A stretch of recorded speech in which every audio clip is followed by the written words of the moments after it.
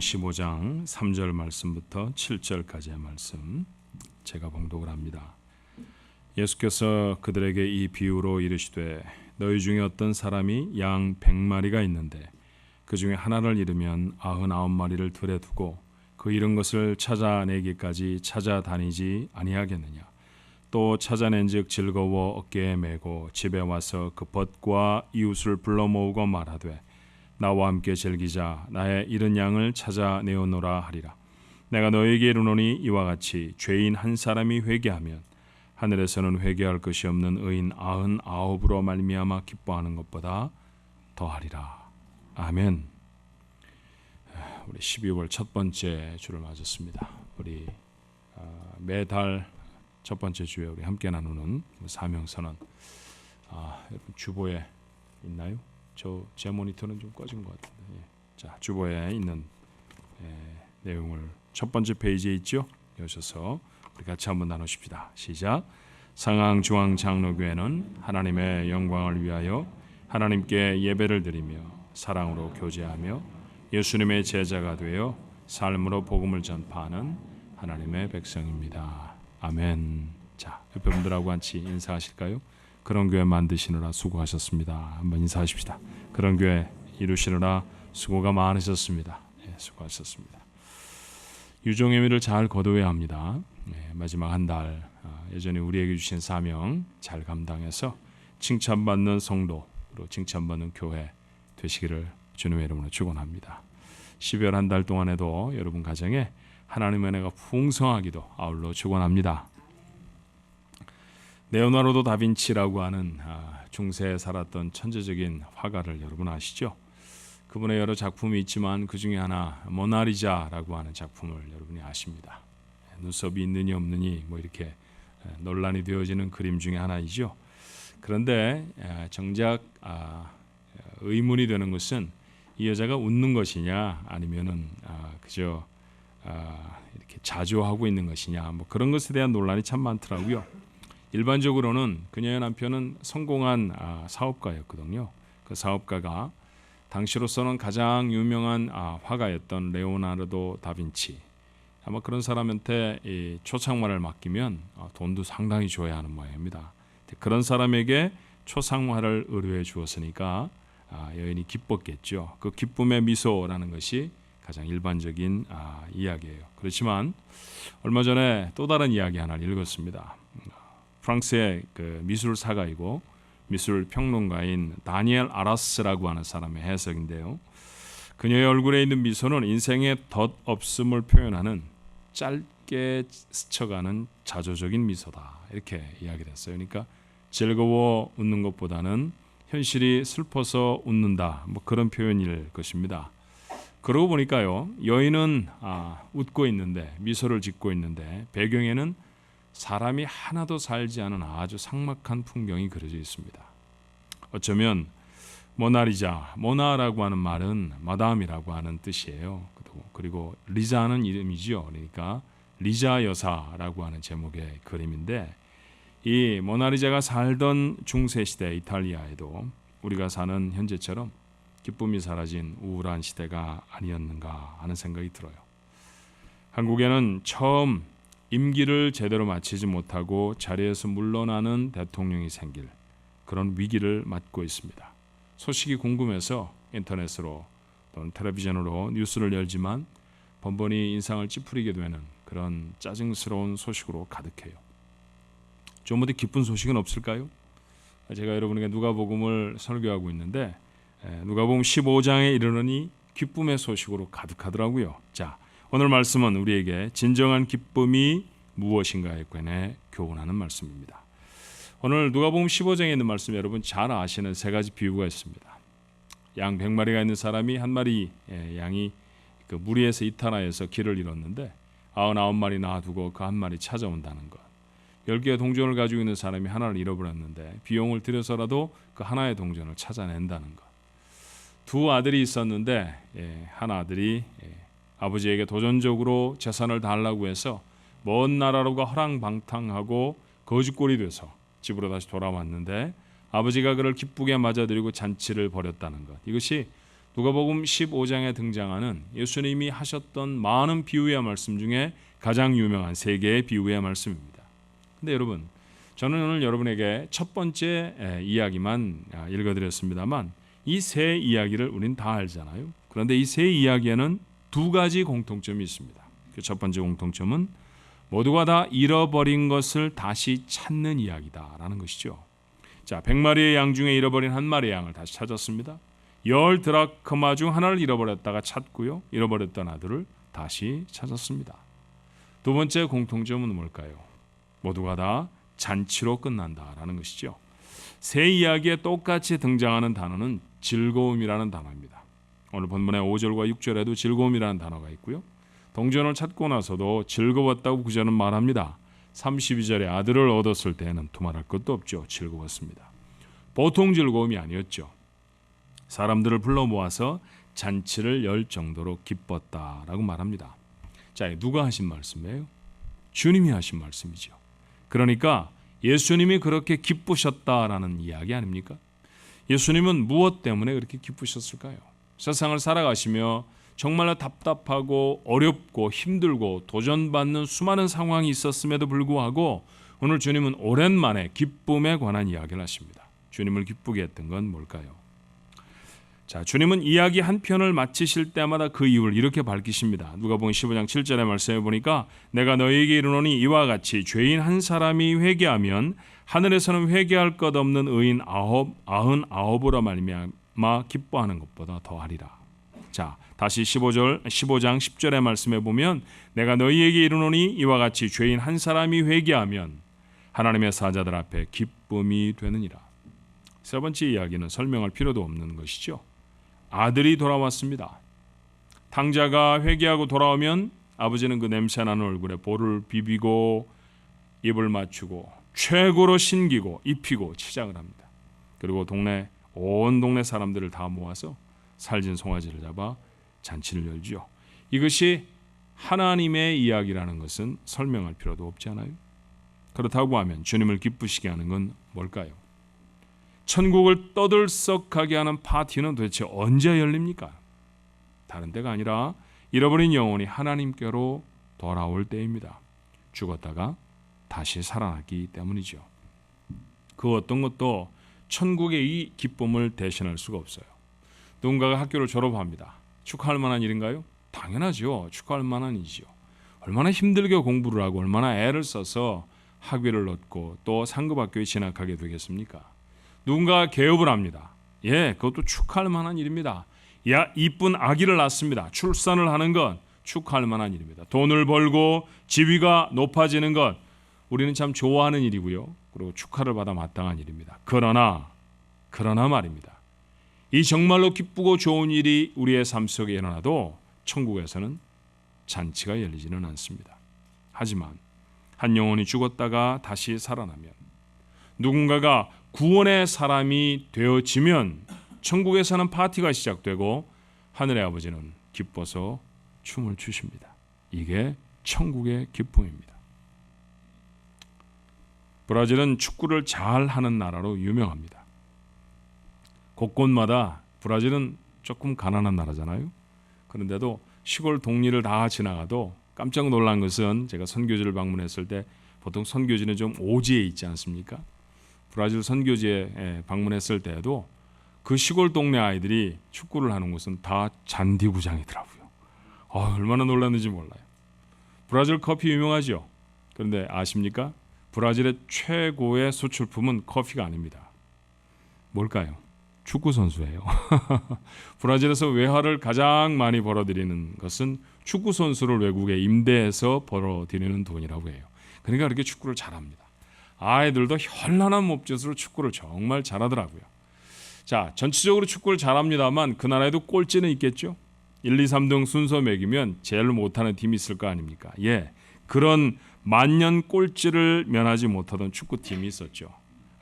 사페코엔시라고 하는 팀입니다.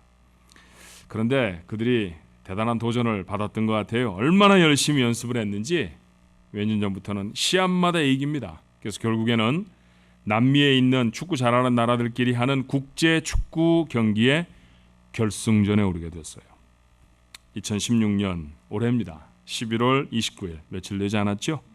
콜롬비아에서 열리는 결승전을 위해서 선수 22명 그리고 기자들, 승무원들 그렇게 81명을 태운 전세기가 브라질을 출발합니다.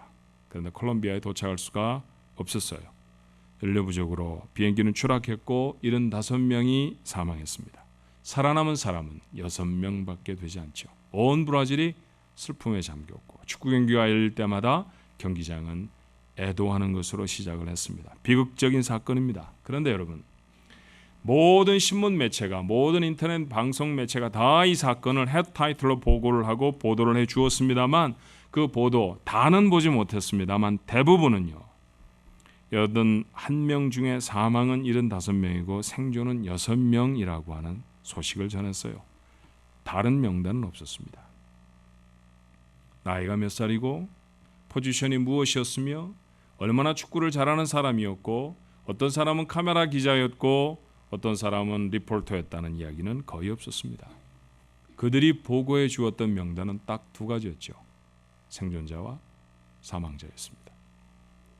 하나님의 나라의 명단도 같지 않을까 하는 생각이 들었어요.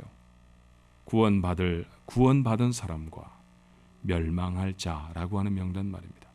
이 2개의 명단 외에 하나님의 나라에 다른 명단은 없을 것 같아요. 우리는 살아가면서 굉장히 많은 불필요한 그런 명단들을 가지고 있죠. 어떤 사람이 부자인가? 그 사람이 잘생겼는가? 얼마나 많이 배웠는가? 직업은 무엇인가? 심지어는 피부색은 어떤 건가? 하는 그런 것들 말입니다. 그런데 이 모든 것은 사실은 하나님께는 거의 의미가 없습니다. 하나님께 정말로 의미가 있는 것은 무엇일까? 여전히 잃어버린 자입니까? 아니면 다시 찾은 자입니까? 주님의 삶이 이것을 증명하지요. 예수님은 많은 여행을 하셨습니다. 이유가 무엇이었을까요? 원래 예수님이 여행을 좋아하시는 분, 원래 이곳저곳을 다니시면서 견문을 넓히는 것을 좋아하시는 분이 아니셨습니다. 주님은 당신의 여행의 이유를 이렇게 말씀하시죠. 마가복음 1장 38절에 이르시되 우리가 다른 가까운 마을로 가자. 거기서도 전도하리니 내가 이를 위하여 왔노라.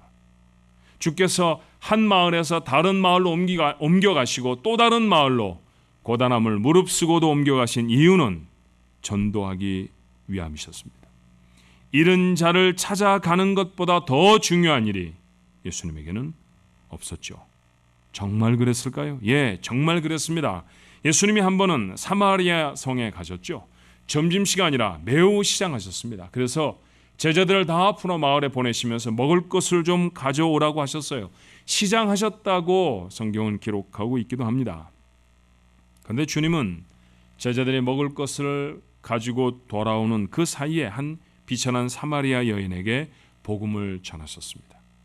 그리고 마침내 제자들이 먹을 것을 가져와서 주님께 드렸을 때 예수님의 대답은 무엇이었던가요?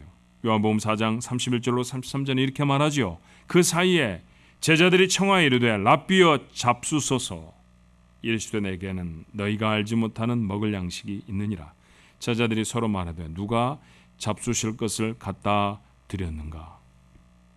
분명히 시장하셨습니다. 그래서 음식을 구해오러 가셨죠. 그런데 누군가에게 복음을 증거하고 그 여인이 하나님의 사람으로 구원을 얻는 자가 되는 것을 보셨을 때 예수님은 잡수시지 않아도 좋았습니다. 더 이상 배고프지 않으셨다라는 것이죠. 예수님은 도대체 왜 하늘 보좌를 버리시고 세상에 오셨을까요? 누가복음 19장 10절은 그렇게 말하죠. 인자가 온 것은 잃어버린 자를 찾아 구원하려 함이니라. 예수님은 왜 당신의 사랑하는 제자들을 세상에 보내실까요? 마태가 기록합니다. 10장 6절에 오히려 이스라엘 집에 잃어버린 양에게로 가라. 잃어버린 자를 찾기 위해 주님은 이 땅에 오셨고요. 잃어버린 자를 찾으려고 주님은 또다시 주님의 제자들을 보내십니다. 오늘 하나님을 믿고 하나님 앞에 서는 우리들을 향해서도 잃은 자를 찾아주겠느냐라고 물으십니다. 우리가 잘 부르는 복음성가 나 주님의 기쁨이 되길 원하네 라는 찬송이 있죠. 내가 주님의 기쁨이 된다면 얼마나 좋을까요? 엄마는 참 나를 보면 기뻐하셨어. 여러분 이런 거 추억하시는 분들은 행복하지 않아요? 내가 좋은 성적표를 받아왔을 때, 내가 남들이 하지 못하는 일들을 했을 때, 내가 정말 착하고 바르게 커줬을 때 나의 아버지, 나의 어머니가 나를 보고 참 기뻐하셨던 모습 여러분 아시죠? 그런 모습 때문에 우리는 마음에 위로를 얻습니다. 세상을 살아가면서 우리가 주님의 기쁨이 될 수 있다고 하면, 하나님이 나 때문에 기뻐하신다고 하면 그건 성공적인 인생입니다. 여러분, 그런 성공적인 인생을 살게 되기를 바랍니다. 근데요, 어떻게 하면 주님의 기쁨이 될 수 있을까요? 어떻게 하면 주님을 최고로 기쁘시게 할 수 있을까요? 나는 여기에 오늘 말씀의 근거에 두 가지 결단이 필요하지 않은가 싶습니다. 첫 번째는 구원받은 자로 사는 것입니다. 누군가를 구원하면 주님이 기쁘셨다고 했잖아요. 그렇다고 하면 구원을 얻어 하나님의 사람이 되어졌다고 하면 그 구원받은 사람처럼 살아가셔야 합니다. 제게 시간이 있다고 하면 한 번쯤 돌아온 탕자에 대한 이야기를 조금 더 나눠보고 싶어요. 그런데 여러분, 돌아온 탕자는 어떻게 살았을까요? 성경은 기록하지 않아요. 그런데 정말 그가 진짜 돌아왔다고 하면, 정말 달라졌다고 하면, 텔레비전 어떤 프로그램의 제목처럼 우리 아이가 달라졌어요. 그 탕자가 돌아와 좋은 아들이 됐다고 하면 그는 돌아와 아버지께 충성했을 것입니다. 감사와 감격으로 다시는 아버지를 떠나지 않고 살았을 거예요. 한 1년쯤 그렇게 잃어버린 살을 보충하고 배가 좀 채워지고 그리고 제대로 의복을 입은 다음에 또다시 슬슬 바람이 불어서 아버지, 혹 그동안의 재산이 좀 더 늘었다고 하면 제게 좀 주시죠. 제가 이번에 다시 한번 나가서 이번에는 정말 성공하고 돌아오겠습니다. 이런 아들이 되어서는 안 되죠. 그렇죠. 그러니 구원을 받아 하나님 앞에 있다고 하면 구원받은 사람으로 살아가는 것, 그것이 우리 하나님의 기쁨이 될 줄로 믿습니다. 베드로가 그렇게 살았죠. 좌충우돌했던 분이었다는 사실 우리가 모르지 않습니다. 그러나 그의 삶은 여전히 주님을 향해 있었죠. 주님을 향해 있었어요. 최근에 읽었던 책 중에 이런 멋진 말이 있더라고요. 이 세상에 도종환 씨의 시처럼 흔들리지 않고 꽃을 피우는 나무는 하나도 없답니다. 조금쯤은 흔들릴 수 있다는 것이죠. 세상을 살면서 흔들린다는 것은 어쩌면 살아있다는 증거일 수 있다는 거예요. 그래요.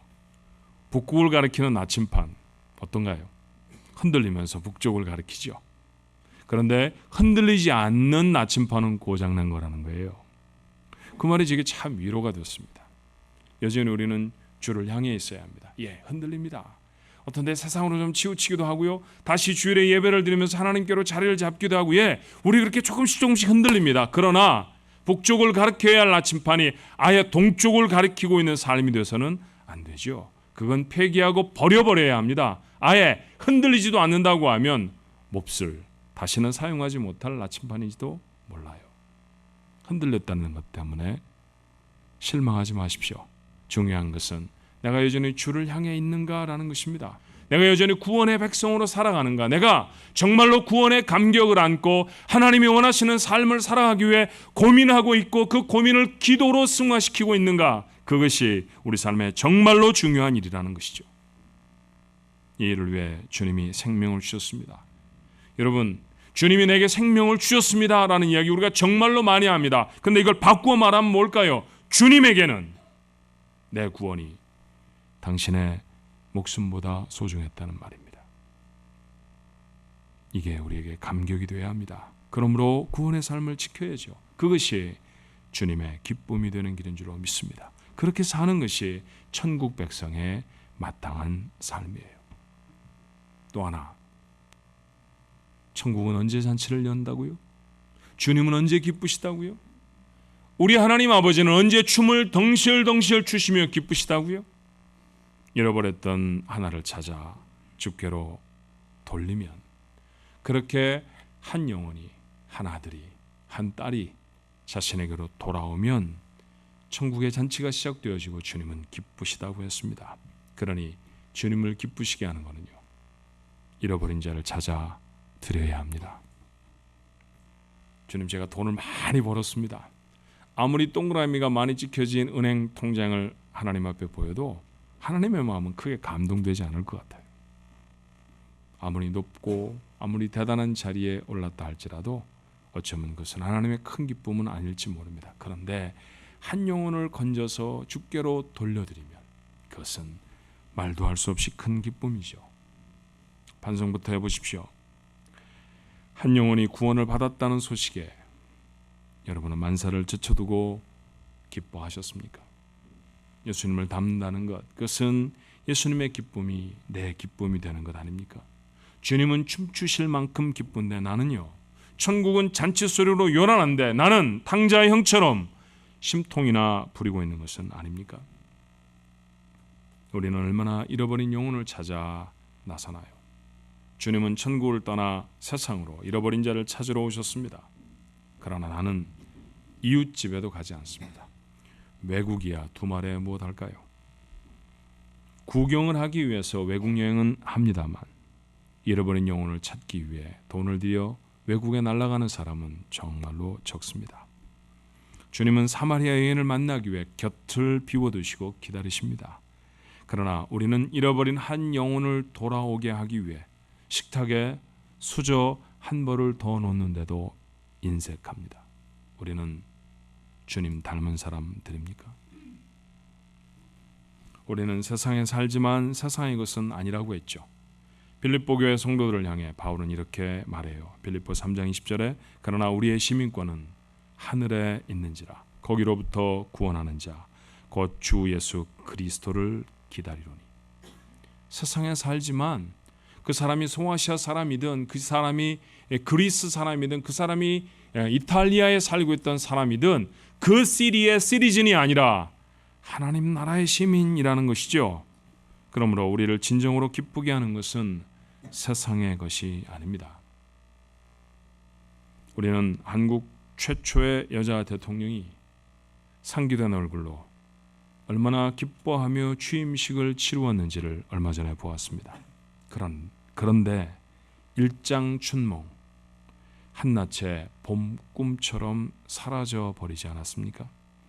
골목 대장하고만 친해도요, 동네에서는 어깨에 힘을 주고 다닙니다. 하물며 대통령과 허물 없이 지냈다고 하면 얼마나 기뻤을까요?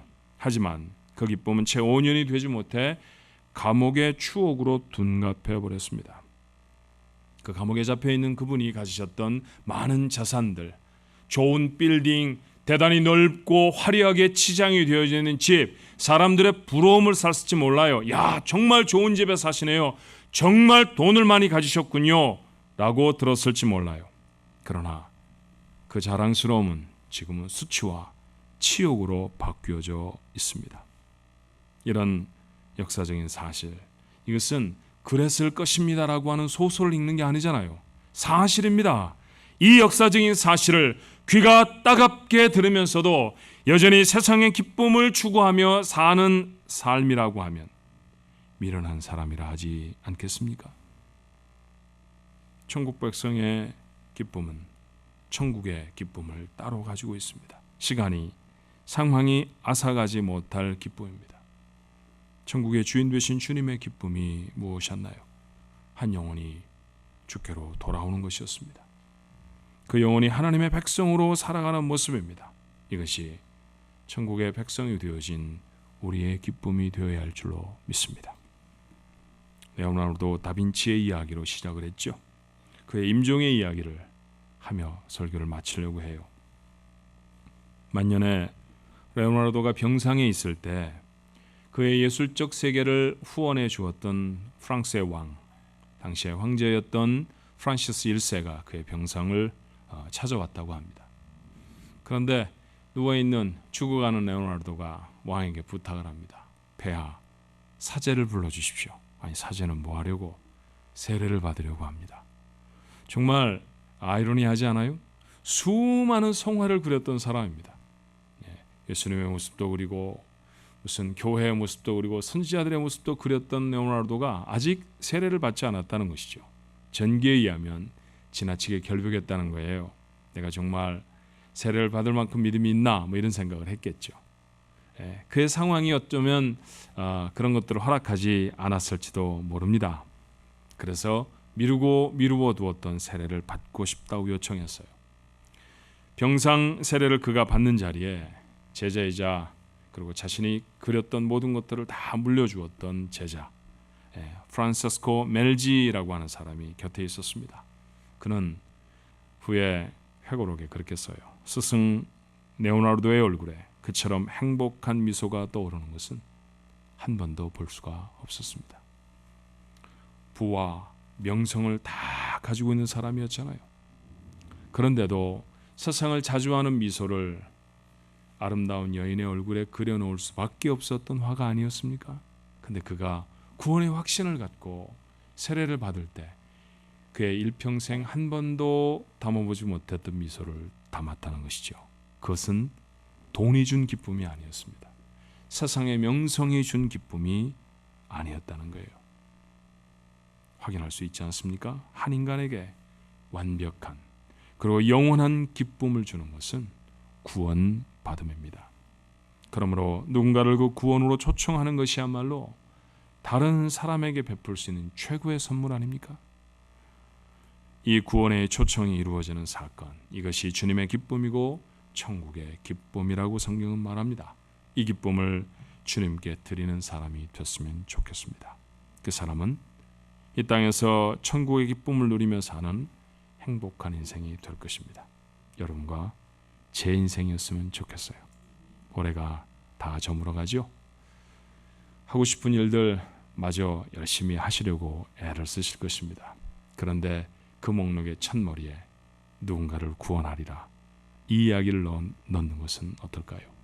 올해 내가 정말로 하지 못했던 것이 누군가를 주께로 인도하는 일이었다고 하면 그 일에 마지막까지 애를 써서 반드시 이루어내는 그렇게 하나님의 기쁨이 되어지는 우리 가족들 되시기를 축원합니다. 기도하십시다. 뭔가 좀 더 있어야 기뻐하는 것 같고 남보다 좀 더 올라야 그래서 사람들이 박수를 쳐줘야 기쁜 인생, 행복한 인생이 되는 줄로 착각하면서 합니다. 그런 자리에 올랐던 사람들을 부러워했던 적도 있습니다. 그런데 연일 텔레비전 화면에는 그렇게 잠시 많은 것들을 가졌고 잠시 높은 자리에 올랐던 사람들의 부끄럽고 초라한 모습을 보도합니다. 마치 세상에 이것들 바라며 살면 마지막은 이렇게 된다 경고하는 것 같습니다. 하나님 오늘 하나님의 말씀으로 돌아와 보니 천국 백성 되어진 저희들의 기쁨은 따로 있었습니다. 아버지의 기쁨, 그것이 저희의 기쁨이 되어야 할 것입니다. 한 영혼이 구원을 얻어 하나님의 백성이 되는 것, 하나님이 춤추실 정도로 기쁘셨다고 하면 하나님을 기쁘시게 하는 것은 내가 구원받은 사람의 삶의 모습으로 사는 것입니다. 도와주옵소서. 성령으로 충만케 하옵소서. 저에게 은혜와 능력을 더하여 주셔서 돈을 많이 벌거나 높은 자리에 오르거나 내가 세상에서 이루고 싶은 꿈들을 이루는 것이 아니오라. 하나님이 원하시는 거룩하고 온전한 그리스도의 삶을 살아가게 하여 주옵소서. 그것이 하나님의 기쁨이 되어지는 삶인 줄로 믿기 때문입니다. 뿐만 아니라 한 영혼을 하나님께로 돌려드리는 일에 저희들을 사용해 주옵소서. 저희 주변에 아직도 주를 알지 못하는 사람이 참 많습니다. 전에 잠깐 교회를 다니며 신앙생활을 해볼까 했던 사람도 실족에 무너진 사람들이 너무 많이 있습니다. 어쩌면 10년, 20년쯤 알고 지냈던 사람 중에 그들이 있을지 모릅니다. 주님, 그런데 저희들의 걸음은 그들을 향하여 나아가지 않습니다. 하나님, 저에게 용기를 주셔서 저들을 주께로 돌려드리는 구원에 초청하는 그런 사람이 되게 하시고 그 아름다운 구원의 사건이 이루어질 때 하나님의 기쁨이 되게 하시며 저희들의 기쁨이 되어지도록 도와주시옵소서. 이 귀한 천국의 기쁨이 우리 모두의 기쁨이 되어지도록 하나님 역사해 주시옵소서. 예수님 이름으로 간절히 기도하옵나이다. 아멘.